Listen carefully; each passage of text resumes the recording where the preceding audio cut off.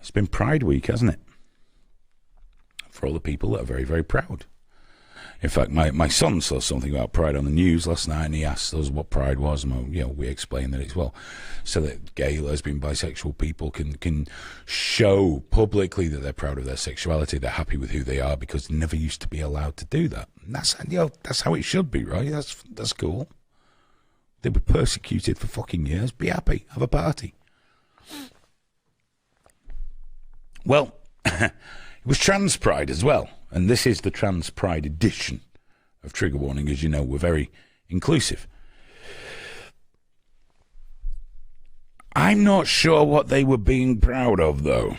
This is the problem. You see, in Paris, as women, trans women, just explaining, men to be women, were attacking lesbians because of their sex-based rights.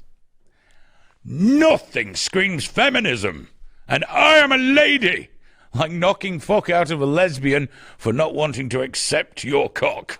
Yes, very proud. In Spain, a woman was actually hospitalised by the... And in London, apparently they had a joyful celebration of being a man that wants to show his cock to little girls in changing rooms. Not all trans people. Obviously, we know we're not talking about them. Come on, don't shit the bed. You know we're talking about the TRAs here. Actual trans people do not beat the shit out of fucking lesbians for not wanting their cocks. That's a man thing. So in London, one of the big things that really brought everyone together were placards and signs dedicated to J.K. Rowling. Particularly the death or long-term injury of J.K. Rowling. Signs that were like, kill J.K. Rowling, kill. They were advocating killing. Don't give me all this, it's just an outpouring of anger in response to massive transphobia, which, by the way, no one can point out anything fucking transphobic or hateful the woman said. Kill her. Those images were used by magazines saying, what a joyful celebration. How is it joyful to be fucking demanding the death of a woman for not obeying the fucking religion of the woke? Are you shitting me? No arrests were made. Drop a bit of bacon on a door handle, you go down. Misgender, they knock at your door. Sort your thinking. Say a woman should be killed. Yeah, fuck it, it's just high spirits. Just high spirits. And those lesbians, they love getting a good hiding. It does them the world of good. Notice they don't go around battering the gay fellas, Graham. You know why? Half of them are built like brick shithouses. They're in the gym fucking 4 times a week. They're not fuck out of them. They'd slap the fucking dysphoria out of them. That's why they don't mess with me, Aidan. That's exactly the reason they don't mess with you. You do look fat without your beard, I've got to say. Like, really fat. You need to get that fucker grown back. I mean, I'm like that. When I look fat anyway, but when I shave the beard off, I'm quite fucking alarmed at what's going on under here. I used to be beautiful, Aidan. I still remember. I think you should shave the beard, head, and eyebrows. So you'd look really fat and surprised. That'd be a fucking good look. Just a touch.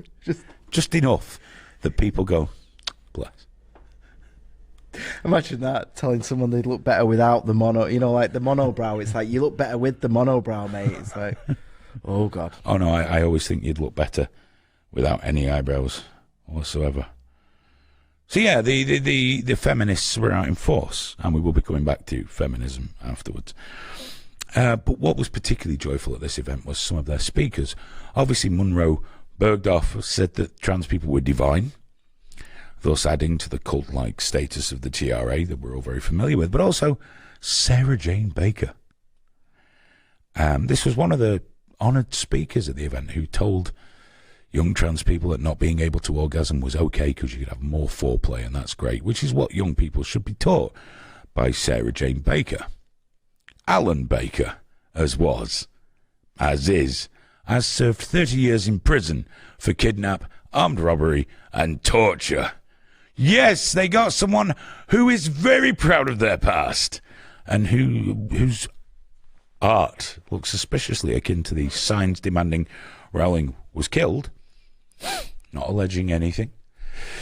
So just saying they're similar. No harm in that. So yeah, Alan was an armed robber, a kidnapper and a torturer.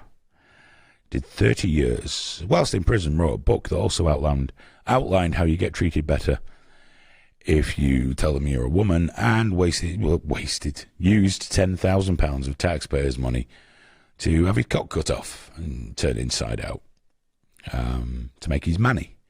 And that was one of the honoured speakers that posed with Munro Bergdorf. That must be one of those divine trans people that I've heard about. Yep. Is anyone doing more harm to the fucking trans movement or LGB movement than these fucking people? Seriously. It's fucking despicable. This shit does not stand. This shit is wrong. It's time for everybody to fucking wake up to what's going on here.